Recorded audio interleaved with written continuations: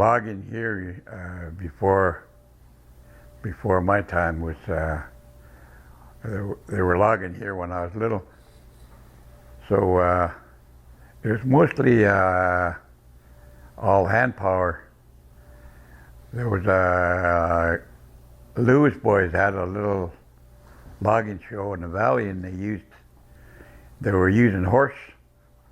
Squamish Nation had a team of horses, and they were logging horses, they called them.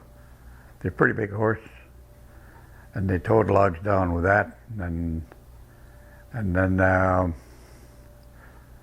most of the elders before me, Moses, Billy, and Austin, Harry, they were really into logging because it was the only thing they did here.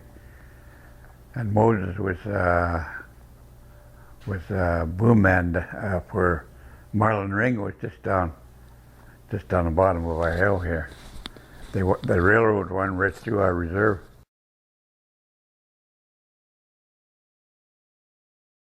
It was steam powered Loquis that took the logs down and steam to push the logs over into the water. It was still there in the 60s, the part of it, just the piling.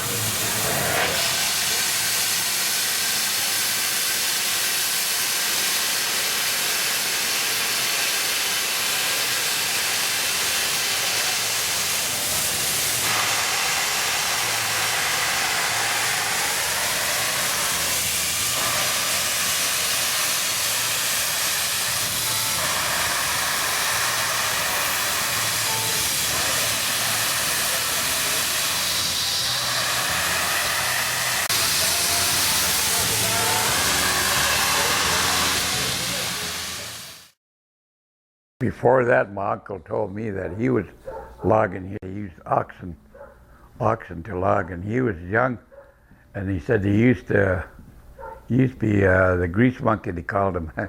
He greased the logs on the skids so the logs can slide it, so the oxen wouldn't have a hard time pulling. And there was a lot of big timber here in this valley, and there's all the way down to the Watts Point, they call it now. That's where one of the company was, and through Squamish here all the way up to Alice Lake, Cat Lake, and they logged all that with a small machine. So Marlin Ring was the first one here.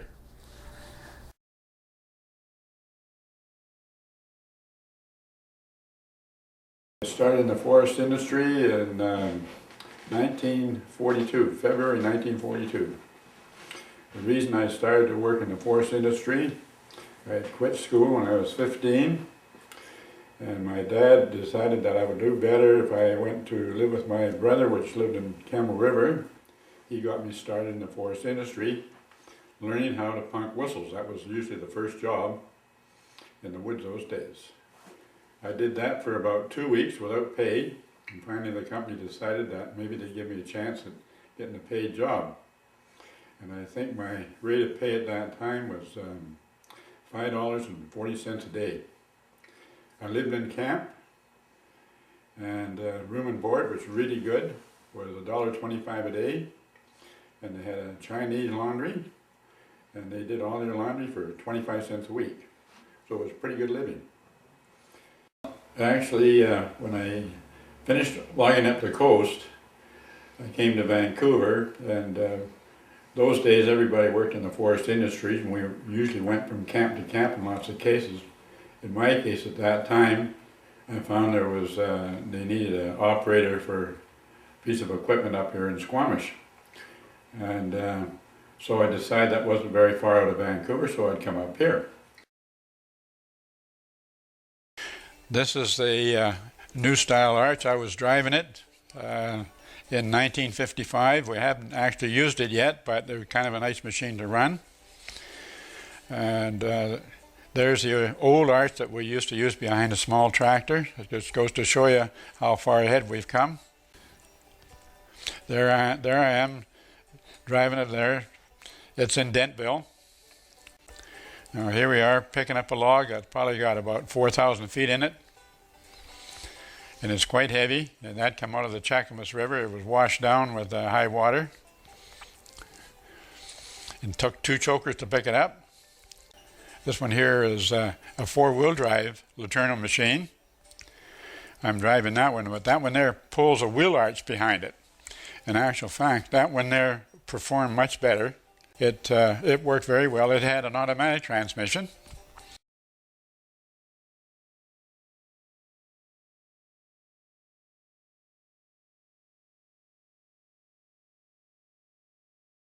And this part here is we're logging across the river, and we're taking logs out of a pile.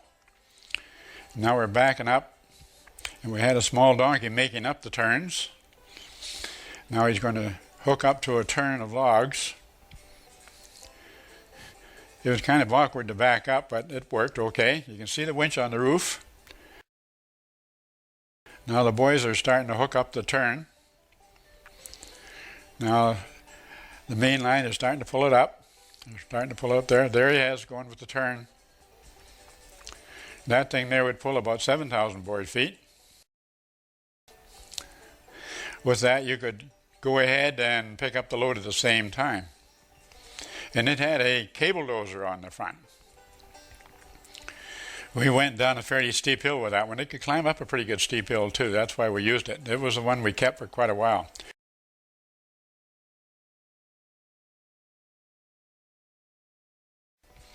And here we're coming down the hill.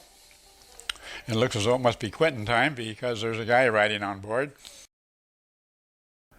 Chop met het reis. Het is net als CHM. Het is net als in showy. The showy, goed zo het stomach, goed zo met de gat squam. My name is Alec Williams. My Indian name is Rachatzanoch Tenainoch. I lived here in Squamish all my life. I was a person that never went to school. Never went to school with anything. I don't know how to read and write, but I worked here and there all over. I lived in Squamish for many years with all the things we used to do. We had gardens, we had horses, we had cattle. We had everything on our own. We had the canoe. Most of the time we spent our time in the river. We do our fishing. We didn't have to struggle. Nobody struggled. Until the age I was 13 years old. That's when I first started to go out. I went logging in a small Jippo outfit. I just kept on working until until the bigger outfits started to come in. They didn't want me then there because they figured I was underage, but I cheated my age. So then they took me. It had to go to my mother's consent before they ever took me out. So then after that, and we worked. Bigger outfit was coming all the time. And we worked, and then that was that. And then it wasn't very long, we see all the Indian boys come in as a logger.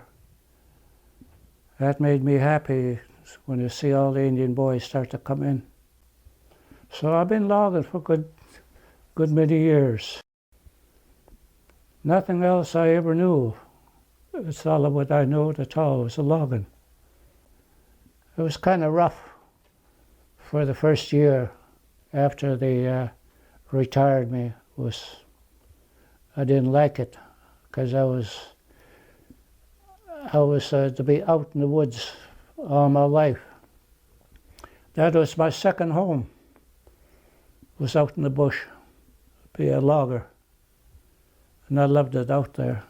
Summer, rain, snow, you name it. We've had it.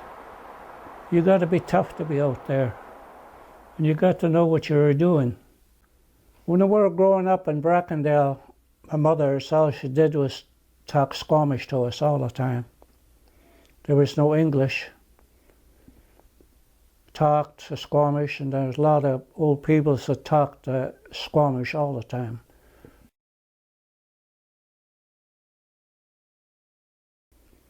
Now, like when I say when I went logging, I had a hard time when I speak English, because I didn't know anyhow to speak English. The loggers that just went and just point at the log what they were supposed to do. That was English, and then after that we were talking Squamish right from today. I'm still talking my language yet. When I went logging, there was Johnny Drinka and Pat Brennan, House on Timber and Squamish Mills. I worked for them, and I always it was seasonal for me because I was a fisherman.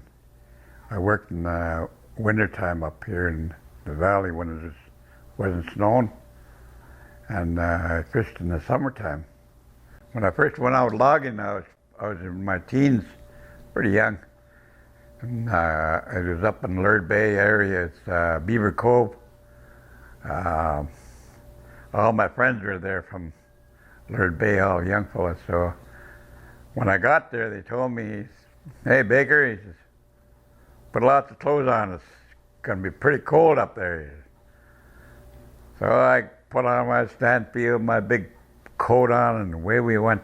We had to go across the lake, and Bonanza Lake, and went up. And when I got there, and I took a look at the hill, straight up and down, and he had this big, huge A-frame. It was an A-frame show. And I started to walk up there, and got not even a quarter of a way. I started peeling off, and I was stripping off. By the time I got up to the top, I had just a shirt on, just a thin little T-shirt on, and them guys laughed so hard. And I was up there all day, and when I got back down, fella calling, his name was Joe Isaac. He says, "What you say, Baker?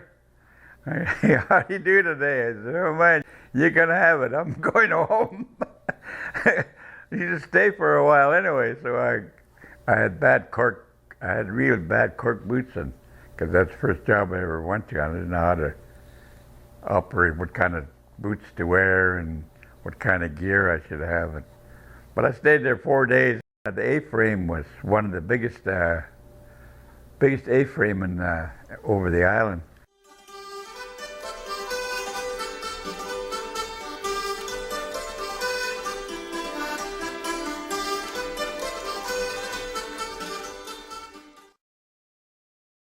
My dad and my brothers, my uncles were all working, logging.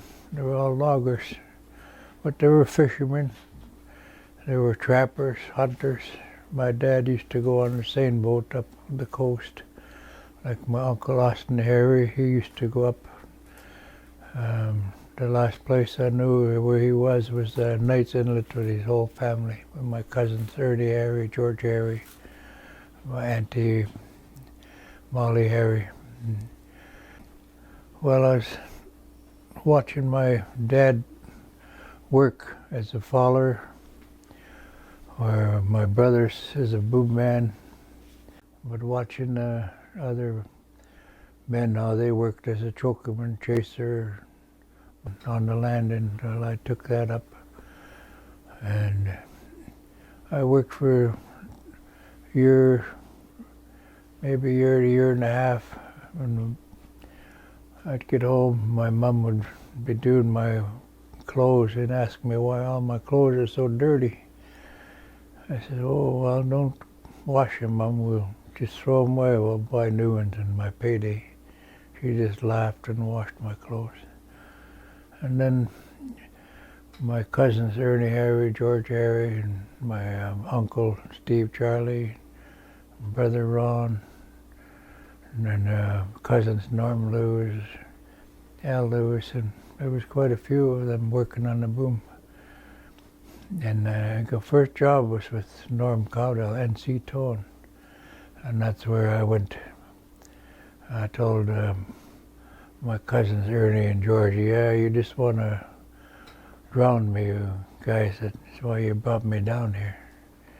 And that was 1956, I think it was, when I went across the mouth of the river working on the booms. I started logging in 1944 when I was 15 years old. And I started out working for Empire Mills at a sawmill that was up at Diamond Head Road at about a 3,500 foot elevation. They had a sawmill there that was cutting ties for the war effort. They were going over to England.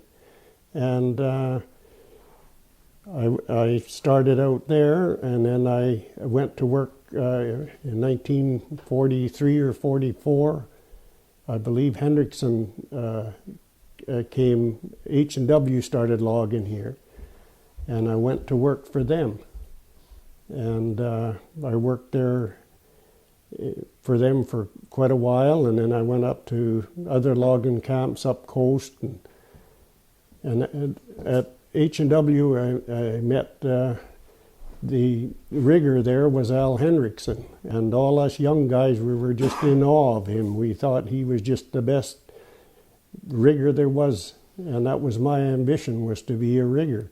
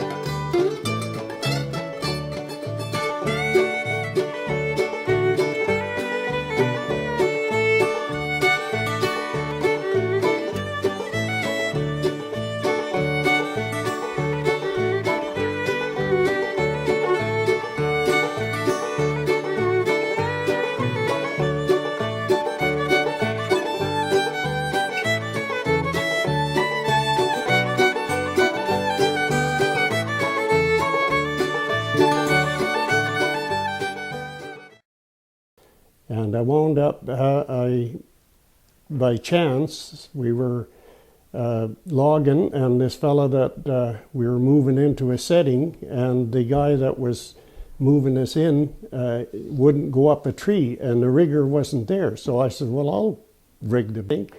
So I did, and that was my first tree that I ever rigged, topped and rigged when I was about 17. And I went from there, and then I worked in quite a few camps, and then I went to work for H&W at that time. Later on, they split up, and Hendrickson went on his own, and Earl Watt had to hire a rigger then because he wasn't a rigger, and I wound up rigging for him for about 5 years. And then we started our own, my brother and another fella that was a rigger started our own company, Castle Rock Logging.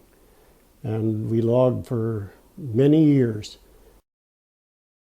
Okay, what these pictures are about here is when we were logging down a sound below wood fiber, and we had a bit of an accident. And this is pictures of us having to clean up the accident. This would probably be about 1963. And what happened, we had a steel spar and it fell off a barge. The thing weighs about 70 ton. And this is a picture of a big crane coming in. That crane is a 200-ton crane. and he's swinging it over to put it onto that barge.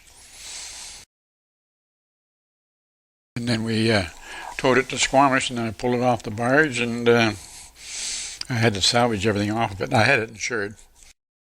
That's what happened when you go logging. This here picture is a picture of a unit crane on a small steel barge, and we're picking logs off the bottom and putting them into a special barge.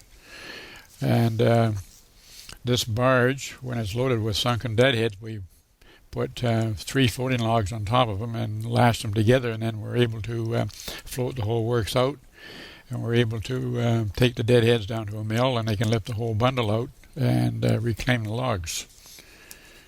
This other picture is a picture of the divers involved. They have to go down and set the chokers on the logs and bring them up. And this was about 1970, both these pictures were taken.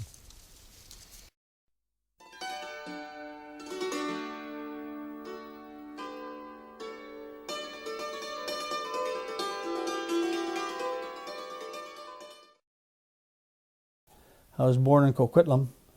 Came to the valley in 1943, and the family came up on the Bonnabel Union steamships. And my dad had a logging company. He logged for a man named Jack Fletcher way out in Pitt River. And he formed a logging company in Squamish. And of course I grew up in the Squamish industry and started from there. I was about 12, 13 when in the summer times I went up into the... Actually we had a camp at right where Whistler is now, in Alta Lake, and I went up there in the summer times and worked as a... in the lake there. We used to bring the logs down from the hill and dump them in Alta Lake. That was legal then in those days. But anyway, we had a logging camp there. Then we finally moved all the equipment down to Squamish, and I was getting on to be about 18 years old then. And we started West Bank Logging, Squamish, my dad did. And I worked locally here for John Drinka, House on Timber, Ivor Hurst, and a lot of the guys like that. And finally I worked with my dad, and I was with West Bank Logging. We built the road up on the north side of the Cheakamus, way up there when we had that bridge across there at about 30 mile, I guess, in the upper Chekai, Cheakamus. We had the only operation in the country that had to pull the logging trucks up the hill with a donkey, with an old 1010 Lawrence. And it was quite an operation, and the truckers had to come out there, hook it up, and the fella on the machine would pull them up the hill, and then they'd jump out of their truck and run around the front and pull the pin on the front of their truck, and the line would drop. And sometimes they couldn't get the line out, and the truck would be going up the hill still hooked up, and it was quite a dangerous operation. And we did that for 9 years up there and took a lot of beautiful timber out there and give the access to the people that have cabins and what have you in all the lakes up there now. I got in quite a bad accident falling, and luckily my partner and the helicopter and all of the safety guys at Wellwood at the time, Ken Bears was the first aid man, and came and did all the first aid work on me till the helicopter got there. Very fortunate to still be here. Some of the things that happened out in the bush was kind of hectic at times, and you wonder how many times you're going to get away with your life or part of your body missing.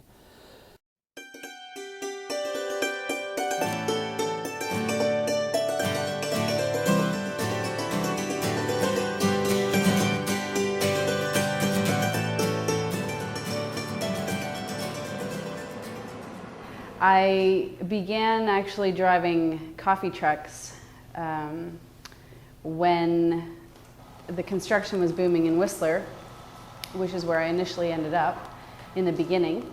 And I drove them for a while and decided that I needed, obviously, to make a little more money, and I needed something a little bit bigger. So fortunately I came across a fellow, Bob Fletcher, who remarked on my driving skills and asked if I would be interested in learning how to drive a rock truck, a 30-ton rock truck. So with his help, I got into a rock truck and succeeded at that. I was so fortunate, which I am in my lifetime, fortunate, and met one of my best friends, Dave Blundell, who has been in the logging truck industry since he was old enough to drive. His father had a huge logging outfit in Pemberton. He taught me, he took me on, and I drove with him for an entire year. He just took me out and I continued to drive. And my very first driving spot was the Duffy Lake Road, if you can imagine. And we got to the top of the hill and Dave said, "Okay, it's your turn." So a little panicked, I said okay. And that's where it all began. So in any case, I drove for a year for him, and then, of course, being female in this industry, it's very difficult if you don't have family already in the industry. So I was fortunate enough to have another fellow, Darren Doak, pick me up. And both Dave Blundell and Darren I'm forever indebted to. They have both treated me like gold and allowed me to dip into this scary, interesting, fun profession.